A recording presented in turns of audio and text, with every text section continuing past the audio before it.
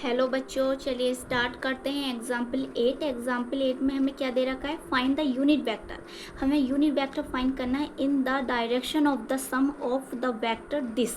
ए और V vector जो है इनकी सम का जो डायरेक्शन हो, जो हम इन दोनों का सम करेंगे तो हमारे पास एक वेक्टर बन जाएगा। तो उसकी डायरेक्शन भी वही हो जो इन दोनों की डायरेक्शन है। ठीक है ना? तो चलिए हम सॉल्व करते हैं आराम से, पहले से समझ के।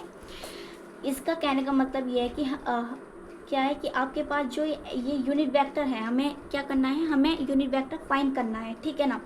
जिसकी डायरेक्शन दोनों के वेक्टर के सम की डायरेक्शन में हो, दोनों वेक्टर के सम की डायरेक्शन में। मान लिया ए वेक्टर हमारे पास ये है, ए वेक्टर, और वी वेक्टर ये है, तो इन दोनों की डायरेक्शन ये है। तो जो हम वेक्टर फाइंड करेंगे ए प्लस वी वेक्टर, तो उसकी डायरेक्शन भी यही हो। ठीक है ना? तो हमें यूनिट वेक्टर निकालना है, तो इन दोनों का पहले हम क्या करेंगे? सम करेंगे। तो ए, क्योंकि उसने कहा ना कि सम करके हमें फाइंड करो यूनिट वेक्टर, तो सम करो ए प्लस बी करेंगे। ठीक है? तो ए प्लस बी करते हैं। तो ए वेक्टर ये है 2i cap plus 2j cap minus के कैप।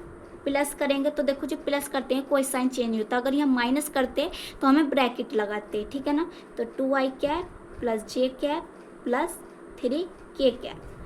तो आपको यहाँ ये समझना है कि जो आई वाला रहेगा वो आई कैप वाले में ऐड होगा, जे कैप वाला जे कैप में ऐड होगा, और के कैप वाला के में होगा। अदर एक दूसरे में नहीं कर सकते। तो आई 2 है यहाँ, और यहाँ भी 2 है, तो क्या आ गया? 4i cap. यहाँ 2j कैप है, और यहाँ 1 है, इसका क्या होगा? 1 ही तो होगा। तो 2 और 1 क्या हो गया? 3j cap. -5 है और 3 है, प्लस माइनस माइनस, और माइनस का आंसर क्या हो गया? क्योंकि माइनस के जाते हैं तो 2k कैप। तो ये हमारे पास वेक्टर आ गया। इसे आप यहाँ कह सकते हो कि लेट जो हमने सी वेक्टर मान ले, ए वेक्टर प्लस वी वेक्टर, जो हमने ए वेक्टर और प्लस बी वेक्टर किया है उसे हमने सी वेक्टर मान लिया है। तो यहाँ हम लिख सकते हैं कि हमारा जो सी वेक्टर निकल का है वो क्या निकल का है? 4i cap plus 3j cap minus 2k cap. ठीक है ना?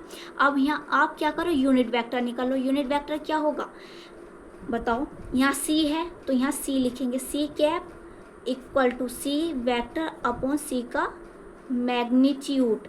तो यही तो होता है, बताओ जल्दी से। यूनिट वेक्टर का फॉर्मूला यही तो होता है। अब यहाँ सी है तो सी लेंगे, ए होता तो ए लिखते। क्लियर? तो यूनिट वेक्टर का ये फॉर्मूला है, बस आपको पुट करना है। तो फर्स्टली यहाँ आप क्या करोगे? मैग्नीट्यूड फाइंड करोगे सी वेक्टर का। तो क्या है यहाँ इसका कंपोनेंट? 4 है, 4 का स्क्वायर करेंगे क्या आएगा? 16।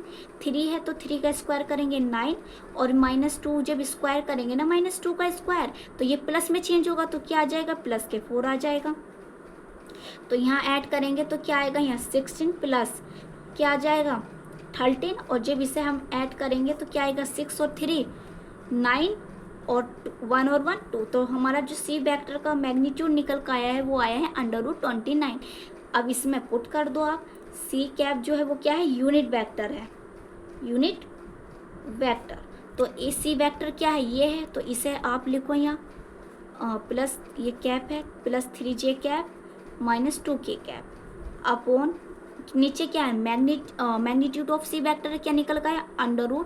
√29 निकल का आया है। तो आप इसे सेपरेट करके लिख सकते हो, यहाँ तक भी लिख सकते हो और ये भी कर सकते हो इससे, क्योंकि टोटल के नीचे एलसीएम है तो आप सेपरेट भी तो कर सकते हो। प्लस 3/√29 जे कैप, और यहाँ लिख सकोगे आप माइनस के 2/√29 के कैप। तो ये हमारा क्या निकल कर आ गया है? इन दोनों को सम करके हमने क्या निकाल लिया है? जो वेक्टर हमें फाइंड करना था यूनिट, वो वेक्टर हमने फाइंड कर लिया है। वीडियो को लाइक करो, शेयर करो, और प्लीज़ सब्सक्राइब करो चैनल को, आपको नोटिफिकेशन वीडियो का मिलता रहे।